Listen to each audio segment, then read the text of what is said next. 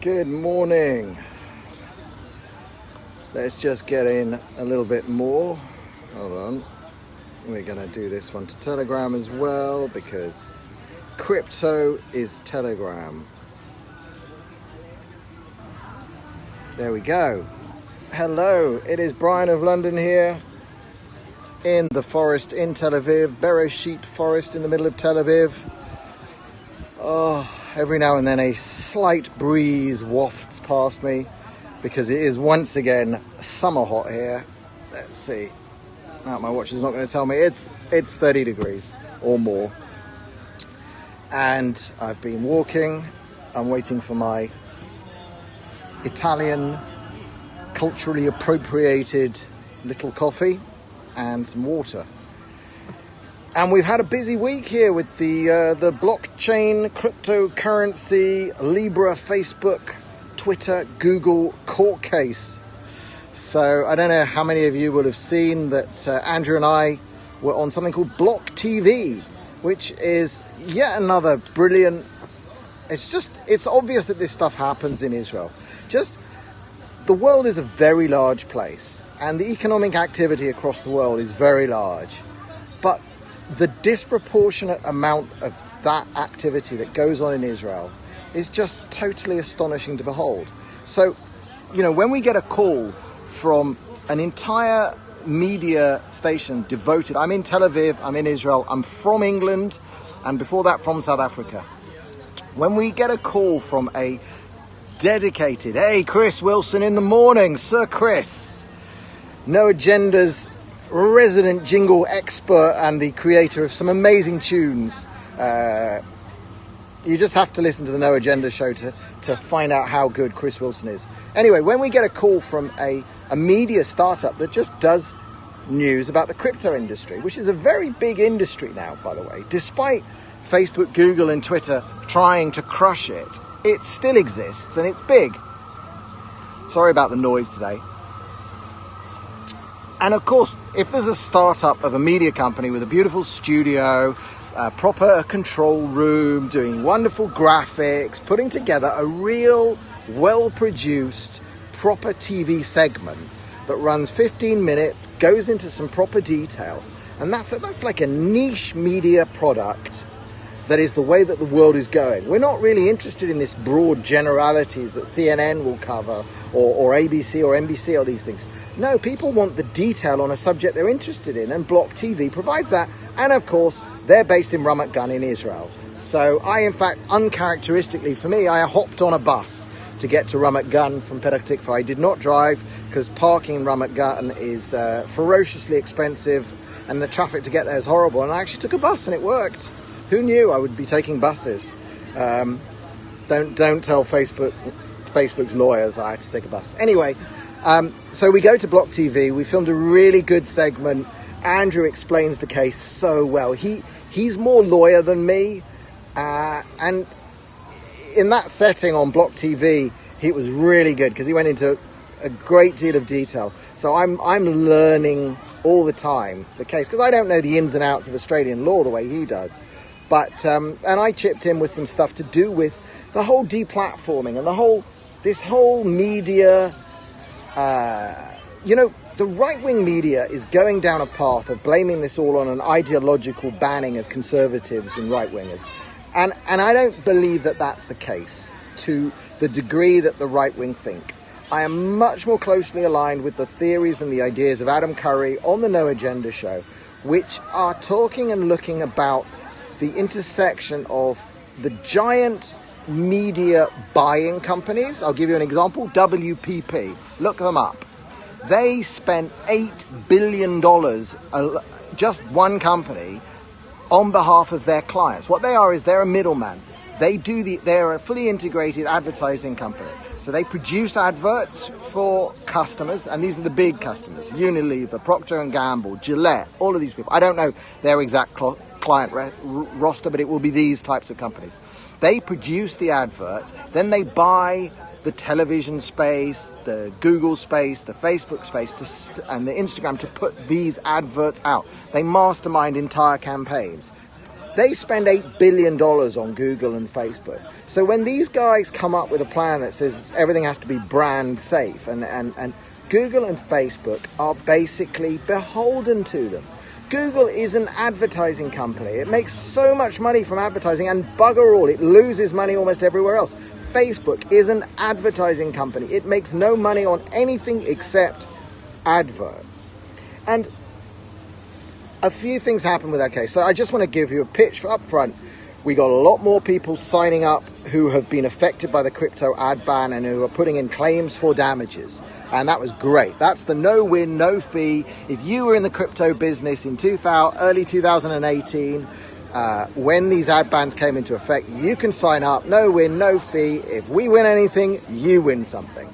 70% of the damages will go to that class of people. Take a sip if you have your beverage. Thank you, Scott Adams. And the other thing we've actually had people sending in money to help run the case. I am not pitching this as an investment opportunity, okay? Down the line, it's possible that it can get back money if we win and all of this stuff, but this is an ideological play. This is like giving money to Roger Stone's Legal Defense Fund or Laura Loomer or Tommy Robinson. You should regard it in that light. This one has the chance, like a lottery ticket, of paying out one day. But I really wouldn't encourage this as a get-rich scheme. Now, we have had some investing money come in as well, because especially from people who are in the crypto business, they're used to making very, very, very, very risky investments. And they consider this to be both an ideological investment in what we're trying to do. And we're doing nothing short. And that's why I'll give you some more background on this. Andrew came to me with this case over a year ago. He first told me, and I said he's mad.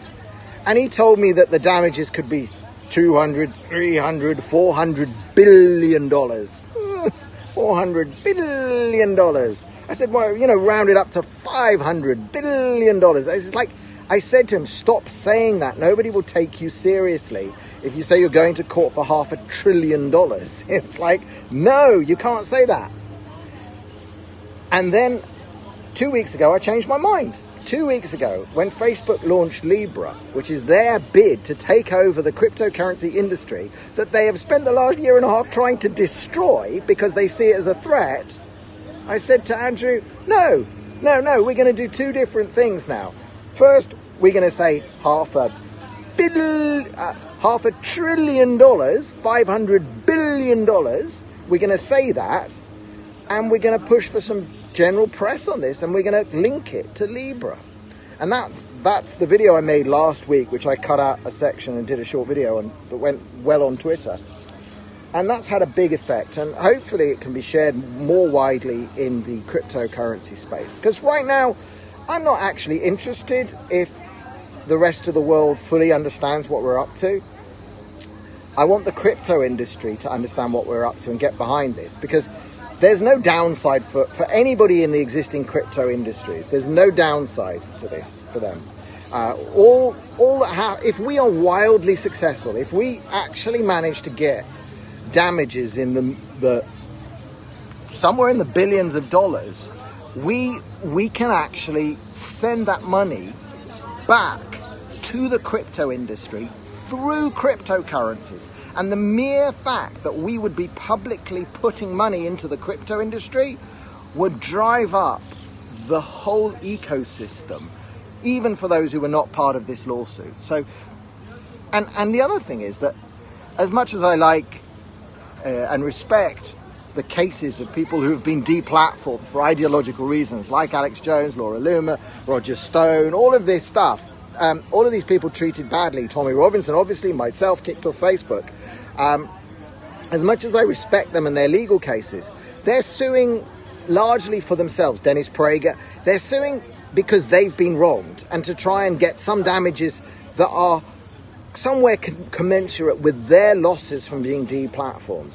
And whilst it would be wonderful if one of them won $10 million, Facebook is a company that makes $60 billion a year profits, not even revenue, profits of $60 billion. They make hundreds of billions hundreds of millions of dollars a day is the level of Facebook's economic activity. And they've got billions and billions of dollars of cash.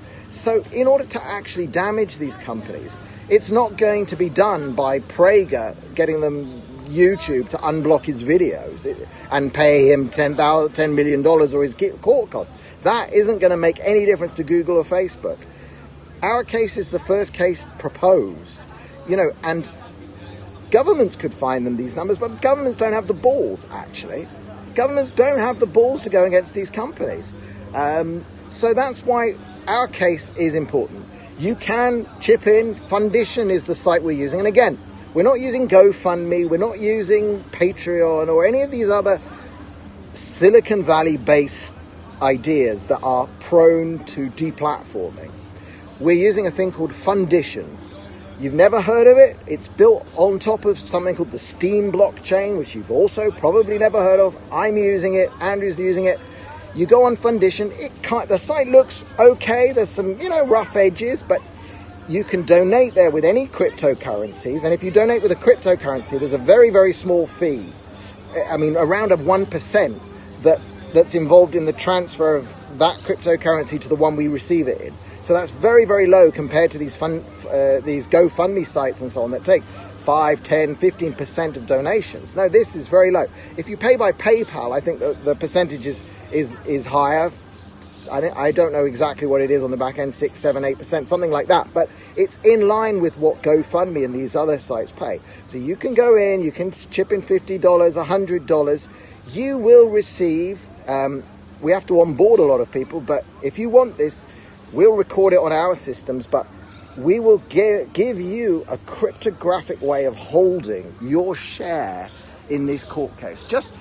It might turn out to be worthless. We might spend a lot of money suing them and just get a lot of press and attention. But I actually don't think so. I don't want to be... You learn this with court cases. You can never be absolute. But we've learned some things this week which I can't talk about. We've looked into some other case history. And the Libra thing it hasn't dramatically affected the actual lawsuit that we will bring, but it has dramatically strengthened the way in which we can explain it to the court. And we've looked into some other case law because we're now role-playing really hard. What are the defenses that Facebook, Twitter, and Google can come back at us with? And we're role-playing those. We're doing the legal work on how to counter those and what they could be. And we found that we dreamt up a few of their potential legal comebacks, and we checked, and there's precedent that says they can't do this or it won't go above that court. This is not a joke. Andrew, go watch his appearance on Block TV, and remember, obviously we cannot tell you everything about the case. We have to. We're playing poker. We have to be sitting, and we're sitting here with a damn good hand, but I'm not telling you exactly what it is. And so that's consuming a lot of my activism time, because I think it's very valuable. I think I'm going to end this Periscope here, but stay tuned. I'm actually going to do a separate Periscope. I'm going to jump right back on in the next 5 minutes, because I'm going to talk about he who must not be named in Great Britain. Anyway, I am Brian of London. I'm in my forest in Tel Aviv. I am hyped and psyched to be basically, at least like Winston Churchill. Okay, I'll tell you one last little story. Winston Churchill, at the end of The Gathering Storm, which is his first book of his 6-book series on the history of World War II from the perspective of the guy in charge of one of the major countries in it, The Gathering Storm is his book discussing the build-up to the war, and The Gathering Storm ends on the night before Winston Churchill becomes Prime Minister. And the last page, you have to read the last page. I'll publish a link to it later. But the last thing he says is that he went to bed that night with no need of cheering dreams, because he felt that he had now the facts at his disposal. I'm paraphrasing, and I can't remember it verbatim. He had the facts at his disposal, and facts are better than dreams. And I'm in that position now. I've got the facts. I know what this case is. And I've got a way, I've got a plan. And I've got a way to put the plan into effect that will actually do some damage to Facebook, Google, and Twitter, and the entire centralized internet model. And to get us away from that, that was a bad fork that we went down. We had a decentralized internet with lots of people's websites. We veered off into this fork where we think the internet is Google, or the internet is Facebook, or the internet is Twitter. It's not. We need to kill that fork off and go back down a fork towards decentralized. My website, your website. We all have different interests. We meet on sites around those interests. They come up, they go down, but nobody controls the whole thing. We've got to get away from that centralized model. And I've got the facts, and I've got the case, and you can join in. JPB Liberty. Follow brianoflondon.me. There's countless links to it everywhere. Read up what I've put out there. Donate if you can, chip in, donate to me if you like my videos, and if you were affected by the crypto ad ban, get your claim in, because we're going to win some big damages. All right, Brian of London here from the park in Tel Aviv. Have a great weekend. Shabbat Shalom.